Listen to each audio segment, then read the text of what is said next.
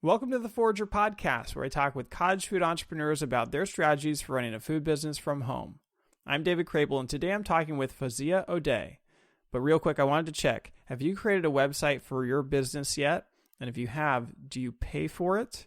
A lot of entrepreneurs still think they need to spend money to get a good website, and that is simply not true anymore.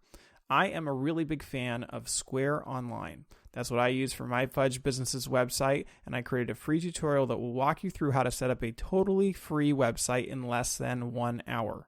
And in case you think free also means cheap, it's actually quite the opposite. I think Square Online is hands down the very best website tool for most cottage food businesses, and it's even better than any of the other paid services out there. So if you want to learn more, you can check out my free tutorial by going to forager.com/website. All right, so I have Fawzeya Owda on the show today. Fawzeya lives in Norwood, Ohio, and sells cheesecake and other baked goods with her food business, Foz Bakery. Fawzeya grew up in Palestine and has always loved baking Palestinian desserts, but when she moved to the U.S. 10 years ago, she started experimenting with American baked goods as well. And after a lot of encouragement from family and friends, she finally started to sell her home-baked cakes, cookies, and pies in 2017.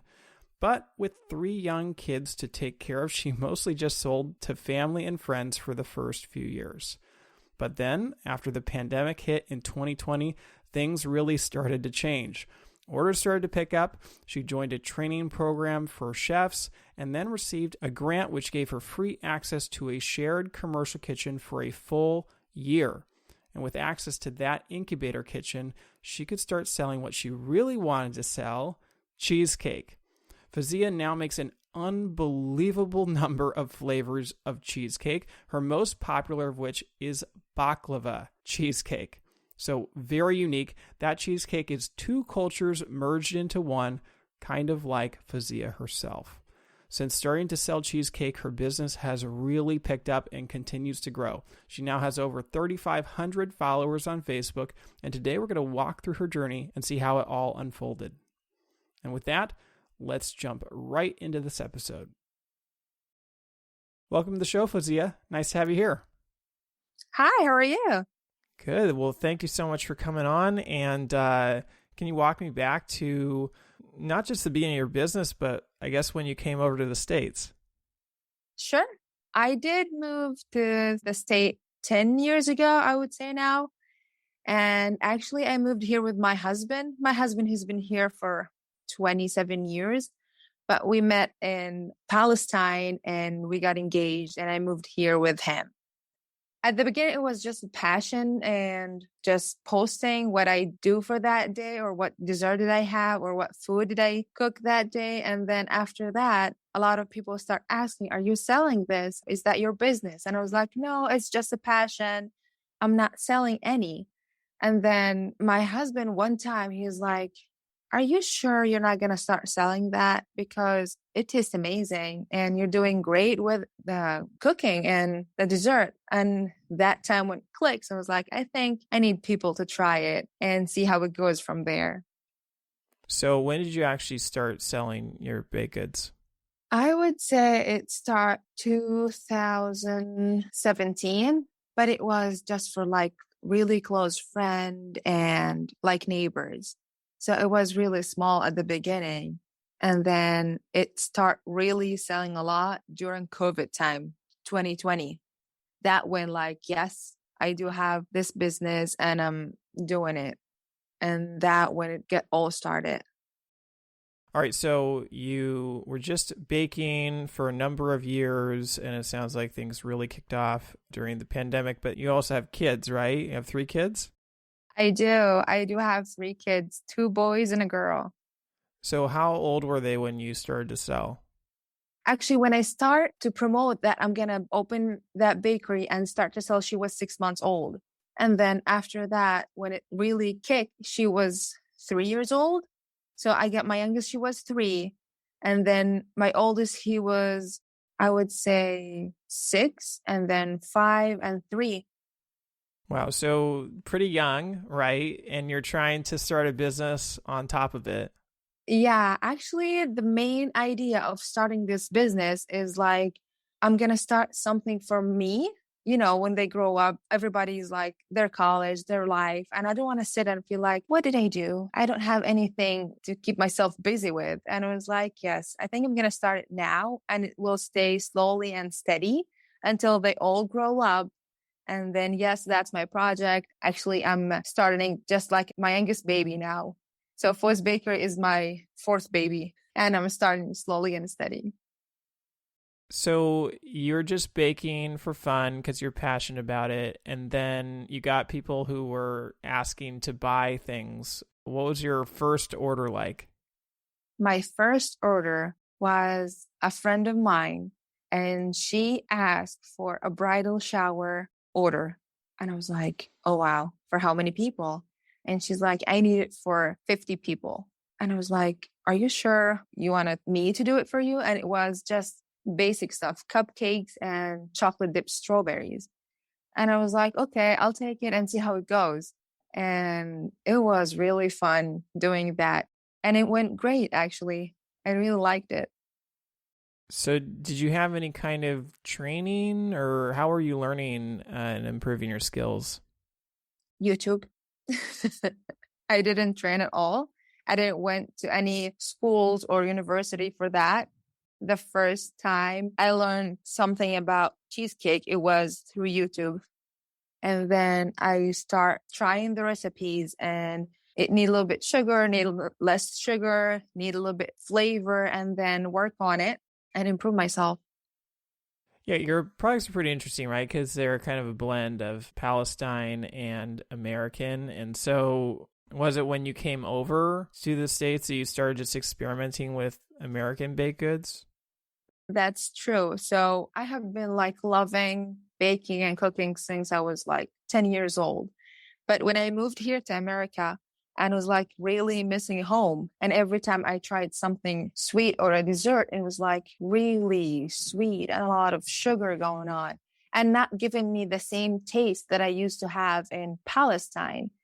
So I was like, I'm going to try to make my own recipe with less sugar, more flavor, and expose it to other people and see how they like it, blending my culture to their culture and see how it works. And when I came up with baklava cheesecake. So I blended the baklava with the cheesecake, and it was a big hit. A lot of people was like, I really love baklava, but never had it with a cheesecake.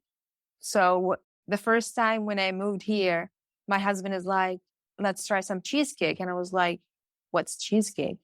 And he's like, you never have tried cheesecake? He's like, actually, no. In Palestine, we do have all type of dessert, but never heard anything called cheesecake. And he's like, okay, let's go ahead and try it. And the first time when I tried it, I was like, I'm not gonna go ahead and order anything crazy. Let me try the basic original New York style cheesecake with strawberry topping. And I loved it. But the only problem that I had, it's like, it is really too sweet for me. Like I cannot handle that much sugar. Like every bite, it's like, I can taste the other ingredients, but the sugar, it was overpowering other ingredients. And I was like, I think I'm going to go ahead and try to do mine and see how it goes. I look at the internet and YouTube, and it's like, there's a lot of recipes and basically they're all the same because it's the same ingredients. So the first time I tried to do my own cheesecake, it was New York style cheesecake. And then when I eat it, it's like, yeah, I really love it, the flavor of it. And then I start mixing flavors, and that how it goes from there. It's like, okay, now let me try it with baklava because I really like the cinnamon and the walnut and the almond crunch in my food, in my dessert. So I went and I was hosting Thanksgiving in my house that day. And then my husband was like, what is this? And the family is like, what is this? And I was like, baklava cheesecake. And they're like, what? I was like, yeah, it's a baklava cheesecake. Because when you look at it in the cheesecake itself, you cannot imagine that it's filled with cheesecake, because it's like cheesecake wrapped with phyllo dough and topped with almond, walnut, and cinnamon. They tried it and it was like, how did you come up with this thing? I told my sister-in-law, it was like, I really like the cheesecake taste, but I really like baklava too. And it was like, well, why not combine them together? Because when I moved here, I'm a Palestinian, knowing nothing about American culture. And then it's like two culture in one dish. So that was my main idea of that cheesecake. It's so interesting that you have this product that is a blend of, the East and the West. And it's almost like a representation of yourself. Yeah. So do you have a lot of customers that are Palestinian? I do have Palestinian customers, but I would say I have more of American customers, like the people that would like to try more flavors and like something different. But I do have Palestinian customers, yeah. So the cheesecake, I mean, I know the baklava cheesecake has such a unique item, but you have really just created so many different kinds of cheesecake. It was just unbelievable to me going through your social feed. I would say you definitely have set the record for the most flavors I have seen of an item from any cottage food business. And I actually went through and I counted them up really quickly, and I counted over 80 different flavors that you have created of cheesecake. Yeah, that's true. Like every time trying something or asking people around me about their favorite flavors and what they like. And I was like, okay, it's a lot. But at the same time, it's like letting people know that if you like something or if you're passionate about something, you can do it. And a lot of people was like, how do you come up with all this flavor? And I was like, just look around you. Basically, when I stand in the kitchen and look around myself, blueberry, lemon, could work together, orange and chocolate. And it's like just looking around my kitchen, and there were a lot of fruits and like flavor that we can combine together and have it as a cheesecake or as a dessert. And I do like to add a lot of fruit in my dessert so it can reduce a lot of sugar. So my main idea about not just having a business or not just having a bakery, it's like reducing sugar as much as I can. And a lot of people like, it's not going to taste the same. And I promise you, it will taste the same. You don't have to have that much sugar to enjoy the dessert that you want. And it's like, this is one main idea and purpose for me. It's like reducing sugar as much as I can, because I do have kids. And when I just go through what the kids can eat, and it's a lot of sugary stuff, my kids used to snack on fruits as their dessert and vegetables as their like chips. So I was like, I want a lot of people to have this idea too. You don't have to have a ton of sugar to fix your sweet tooth, right? So you have the baklava cheesecake. That seems like it's a really popular one. What are some of the other of the 80 plus flavors you've created? What are some of the ones that really stand out and have been really popular? I would say blueberry lemon, baklava, strawberry crunch, the brownie one, Oreo, and the chocolate chip cookie one. And then the creme brulee one. The people always asking, like it's always people asking for me to do. So I would say 6 flavors that they are really, most people will like to try them. And I see that you change your menu up every single week, right? Can you explain what you do? Yeah. So my strategy is to do something called Foz Bakery Monday menu. So every Monday I will have 3 flavors and you can choose from them. Actually, I would say 2 flavors because the baklava, it's always in every menu. So it's always available fresh.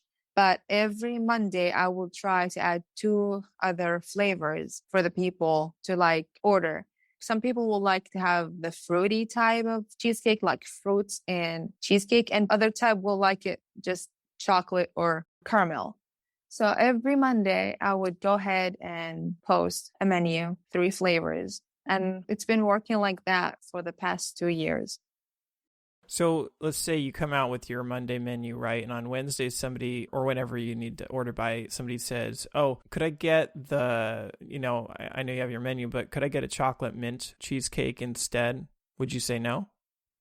No, I would never. I will take the order, of course. But a lot of people will like, what can I order? What do you have? And then like, that's where the idea came. It's like, okay, people will ask me, what do I have? And maybe they're not going to like it, or it's not what they're feeling like.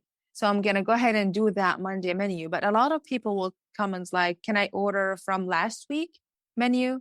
And instead of this week menu, he was like, yeah, of course, we still can do that for you. It's not always, I would say it's a rate, like I will have this type of request once a week. So it's not a lot of people will come and it's like, I want to order something from 3 weeks ago. Yeah, so most people would just put out their menu, right? Well, I have these 12 different cheesecakes you can order. But this is like a marketing thing, right? Like you're only putting out this select menu just to get it on people's mind. Exactly, yeah.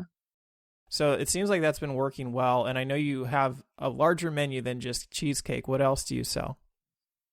I do sell cheesecakes, cakes like birthday cakes, any occasion cakes. And then I do have brownies, cupcakes, and macaroons. And has your menu changed over time? No, it's the same thing since I started. Like I will have my menu, it was like cheesecakes, cakes, and cupcakes, and then cookies and brownies. I just added macaroon recently because I do really like macaroons. And I was like, a lot of people, it's like, it's challenging. I don't think you're going to be able to do it. It's like, let me try. I would say it is really challenging and it's a process. It took me like forever to fix my recipe. But when I get the hang of it, it's like, okay, I'm going to go ahead and start selling it. So with the baklava cheesecake, you've obviously merged East and West. What are some of the other instances where you've combined something from your home country with an American baked good? I did the kanafa cheesecake too. That's true. And the cookie butter, this one too. Baklava, the kanafa, and the cookie butter cheesecake, they were like, oh, what is this flavor? And it was like, I have to like pull a picture to let people see. And it was like, oh, okay, now I understand what it is. So yeah, 3 flavors. So you have your like weekly menus, right, that you put out on social. And then you also make a pretty big deal about having a holiday menu, right? That's true. I know when I moved here to America, as I told you, as a growing up in Palestine, I just know my holidays, which is 3 festivals. Like we have Ramadan that we fast for 30 days from sun up to sundown. And then after that, we do have Eid al-Fitr, which is like the end of that month. And it's basically a big gathering. We go ahead and be with the family. And basically, I would say like Thanksgiving type of thing. And then after that, we have Eid al-Adha, which is after finishing the pilgrim in Mecca. And then I would say it's more like people will get together and have a lot of fun and activities, like kids are playing together, having family over. Some families will travel from the US to other places, like to visit their families. Basically, it's like Christmas type of thing. And it keeps changing every year. The time and the date change every year.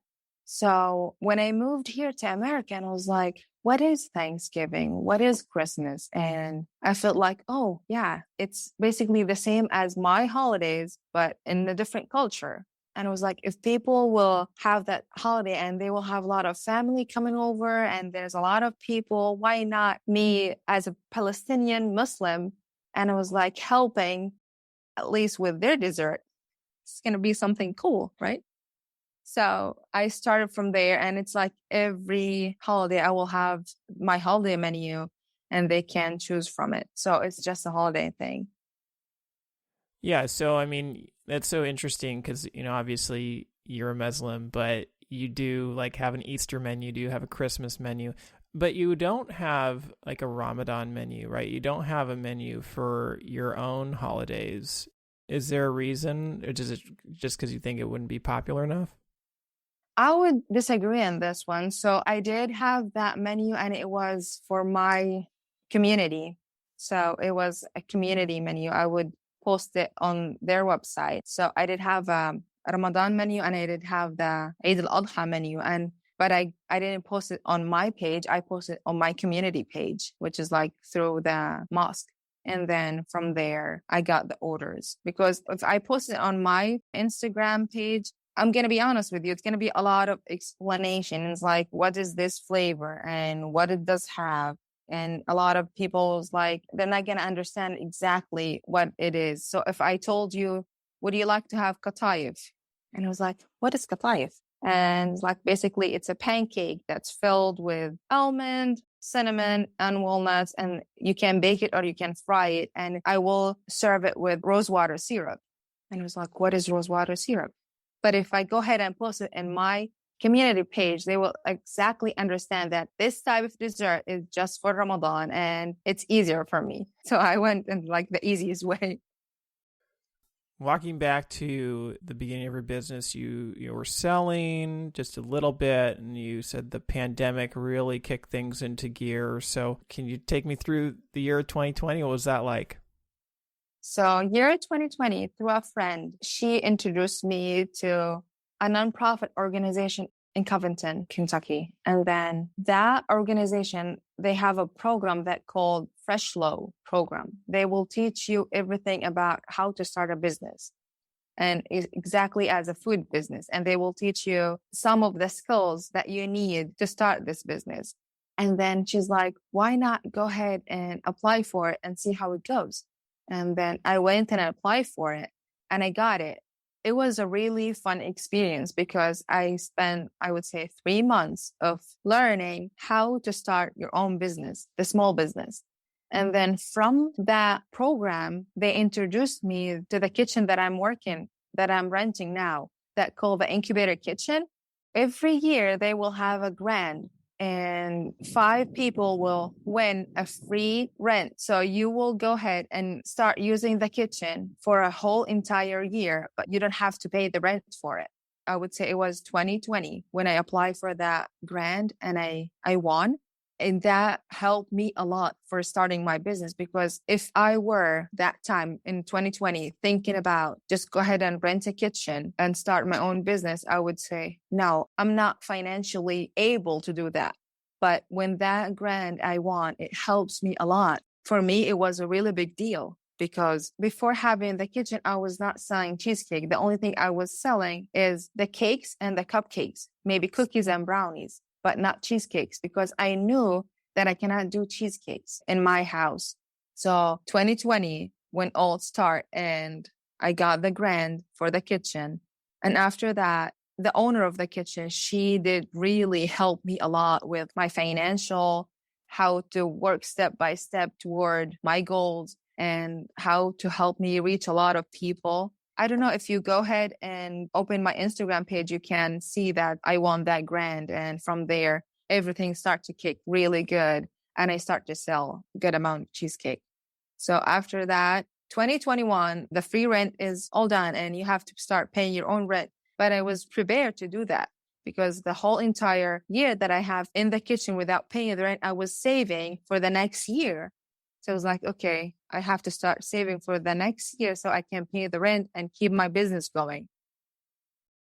Now that you know, like you've obviously got into the incubator kitchen, you had this shared commercial kitchen space to work with for free, and your business took off. Do you feel like, knowing that now, you should have gone back and invested, or like found a way to invest in a commercial kitchen? Like, is that a step that you would have taken sooner? Of course. So before, as I told you, it was all passion. So it's like something that I really like and really enjoy, and I'm doing it. But thinking back of Foz of 2019, or I would say 2018, and I was like, I don't think I'm going to have any kitchen or like have any line selling from. It's going to stay as a passion.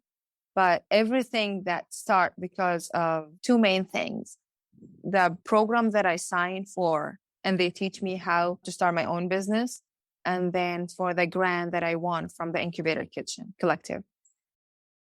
So let's say you got into the Fresh Low Chef program, right? You got those skills, you applied for the Incubator Kitchen, and I know many more people applied than got in. Like, let's say you just didn't get selected, right? Where would your business be today, do you think?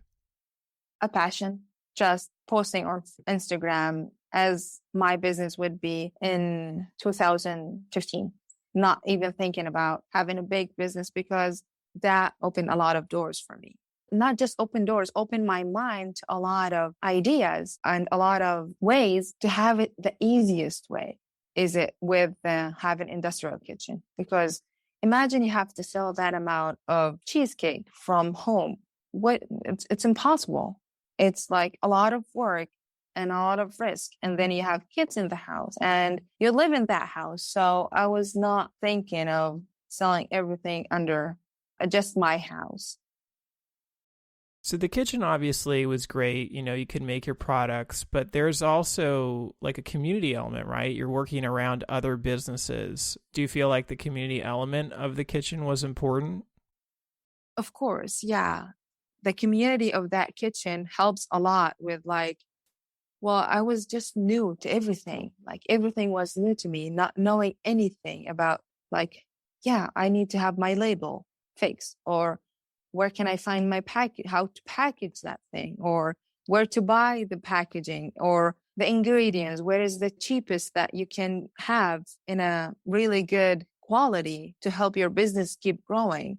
So it was a lot of help having this big community in the kitchen too.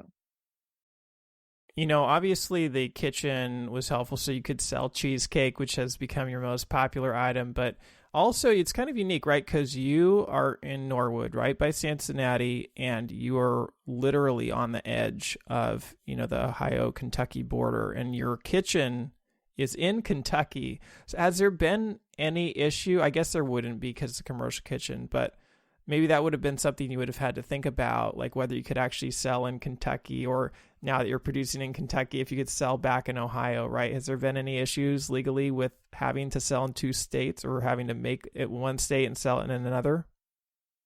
I would say no, thank God. The thing that helps a lot is the kitchen itself. It's prepared under all rules for two states. So as soon as you get in that kitchen, and then the health department will come and examine you. And if you pass, you're ready.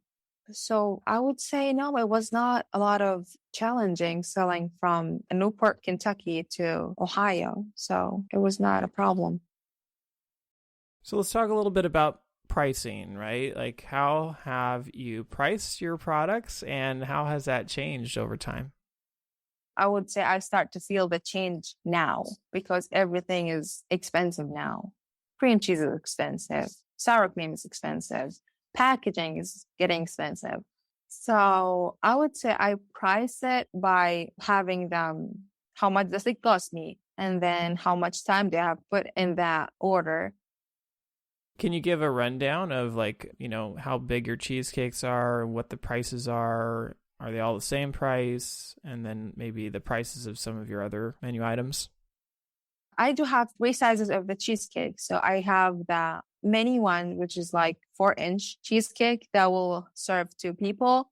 So for the baklava one, because it is expensive for me to bake the baklava one, now it's for the mini one, it's $8. But for the 8-inch, which is like for medium gathering, it will serve from 6 to 8 people. I would sell it for $45. And then the 10-inch, which is like for really big gathering, 10 to 15 people, I would sell it for $65. That's just the baklava itself. But other flavors, because it's less ingredients, so it's cheaper.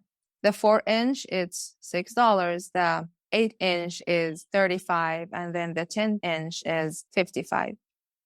Those are pretty good prices, right? I mean, is that standard compared to other bakeries in the area, or do customers sometimes back away at seeing the prices?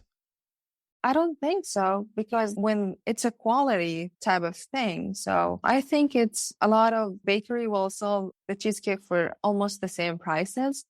So cheesecake itself, it's not cheap dessert, I would say. And, you've got the kitchen. You obviously have the ability to produce them. How are you actually marketing and getting your product out there? Instagram, Facebook. That's the marketing. And it looked like your marketing it was right in lockstep with the kitchen, right? Like all of a sudden you started getting really consistent with posting on social media. Exactly. That's the community help that I got from the kitchen itself, because the owner, Rachel, her name is Rachel. She was like, what about if you describe more about your product? What about if you tell a little bit of a story about your product? And I would say she really helped me a lot through my baking journey. So she got a lot of ideas and she got a lot of communication and she knows a good amount of people and she's always ready to help when you need help. And it's like, if you just text her, hey, what do you think about this? What do you think about that? She's always responsible. And she's like, yeah, let me help you with this. Let's change this to that. That kitchen community helps a lot. I noticed that you've got like your weekly menu on social, you got food photos galore, but I haven't seen any pictures of yourself on social. Is that intentional? I would say I am more of a camera shy type of person. So if this podcast was with a video, I would feel like, oh goodness. But if it's just like audio, I'm fine with it. Do you think that would be a really good strategy to like post about the baker and let people or let my customer know more about the baker, me? Oh yeah, I see that very commonly, right? And I'm an introvert too, right? But people eventually find like if they just let people know who's making all this stuff, you'll probably get a lot of engagement if you were to post a picture of yourself and just share your story a little bit. So I know you kind of get the word out on social media. Where do you actually sell your products? I would say I still just do customers. They will look at the Facebook page or Instagram and it's like, I would like to order this. So I know what you mean. Do you have your baked goods in any other shops? Not yet. I don't have them any other shops yet. I'm still working in 2 coffee shops, that one in Norwood and one in Covington. But it's like a project that I'm trying to build slowly and steady because my main job is a mom. So I was having the same conversation with other business owners. She's a mom too. And she's like, well, you're not going out there and you're not giving samples and you're not trying to sell for other places. And I was like talking to her, my main job is a mom and I don't want to grow that big. So if I told you my schedule now, you're going to feel like I know where she's coming from. So I'm a mom of 3. Recently, we just finished soccer for 3 teams, 3 different schedules. Now I'm doing basketball, 2 teams. We're doing taekwondo and we're doing wrestling and we're doing this and we're doing that. And I was like, I'm going to start to get overwhelmed. I know that for sure. My main focus is my kids now. And then when they grow up, I will look back and be like, yes, that's a great idea that I start this business. And people now know Foz Bakery. I don't have to start from zero. So that's why I'm pausing on selling my product on other places and coffee shops or restaurants. That's why I'm not building it that big because I know my husband will help a lot. And every time I ask for help, he will be there for me. But at the same time, being a mom, it's my favorite thing. It's like my first thing. If anybody asks me, what are you? It's like, I'm a mom of 3. And then baker will come. When they grow up, it's going to be, yeah, I'm a mom of 3, but I am a baker too. And I do have my business and it's running.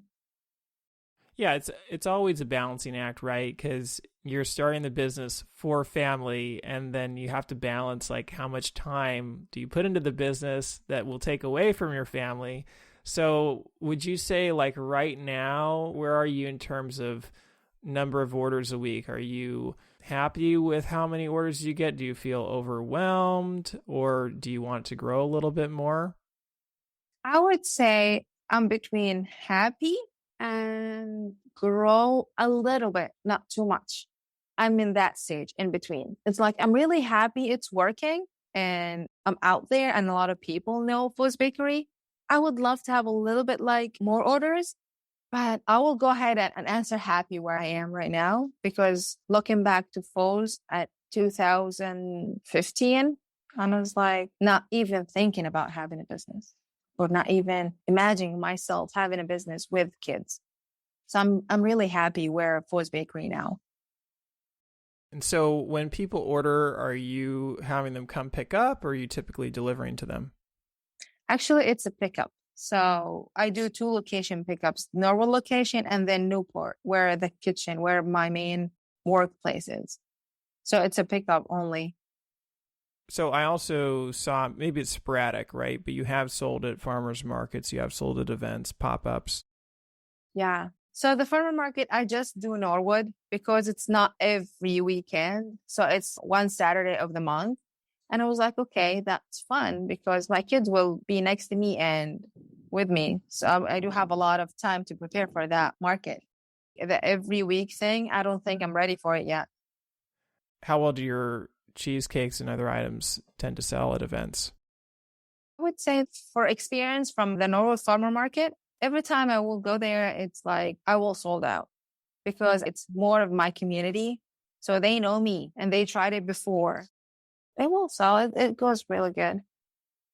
When you go to like a new event or pop up, do you have samples that you give out? I do. Yeah. And you said that your cheesecake is not as sweet as people might be expecting. Like, are people surprised? What's their reaction like when they try your cheesecake? Yeah. The first thing I will say, they're like, when they took a bite, just their face reaction was like, oh, wow. One time I was having a pop up and the only flavor that I put for sampling was the blueberry lemon cheesecake. And they tried it. I was like, there's actually blueberries in there. I just loved the reaction of their face. Like, I can taste every single flavor that she's talking about. I can taste the cheesecake itself, and then the blueberry, and then the lemon. So it's all about how you combine flavors and reduce sugar as much as it can. So, as you think back over the course of your business, are there any stories or memorable moments that stand out in your mind? Yeah, I remember one event that happened. It was a customer who's from Egypt. And it was like, he lives his whole entire life here in the United States. And it was like, I really would like to try the baklava cheesecake because as I thinking about it, it's basically two culture in one dish. And I was like, yeah, sure. He ordered his cheesecake and I was having a small sample for him to try it because when you look at the amount of excitement that he put in writing the order, it was like, oh my God, I wish I can just see his face when he tried it. And I still remember when he did try the cheesecake, he started tearing. And I was like, oh my God, my cheesecake is that bad? And he's like, absolutely not. But when I tried the first bite, it's like a flashback took me from where I'm standing now to Egypt, where my grandma and my family is. It's like he's here with his mom and dad, but not the whole entire family. So his grandma, grandpa, uncles, and everybody in the family in Egypt. And he started talking to me about every summer how he go back to Egypt. And he's like, the amount of flavor that I'm having in one bite make me remember every single moment that I spent there. Because that moment when he started like talking about his family and his summers and his grandma and grandpa, it's make me felt like, yeah, I did something that he really liked and he enjoyed. And after that, he gave me a gift card and a thank you note. It was so amazing. How did he describe it? I posted on my Instagram his note because it was like, there is really nice people out there and they're always giving you a feeling that you did something really nice or you're doing good. This moment, it was really nice. I still remember it. As you think back on your home country of Palestine, I imagine quite different from Ohio, right? Like, what are the things that you miss from your home country? Oh, it's a big difference. When I moved here, the first thing that was different for me is the weather. There in Jerusalem, in Palestine, it's more of nice summer, not humid summer. And the winter is mild. And I really miss everything there. I have not been there for, I would say, 6 years now. I was planning to go there and then COVID hit and canceled everything. And then I didn't give the chance to go back yet. You asked the question in the right time, getting emotional. So I miss everything there. It's a lot.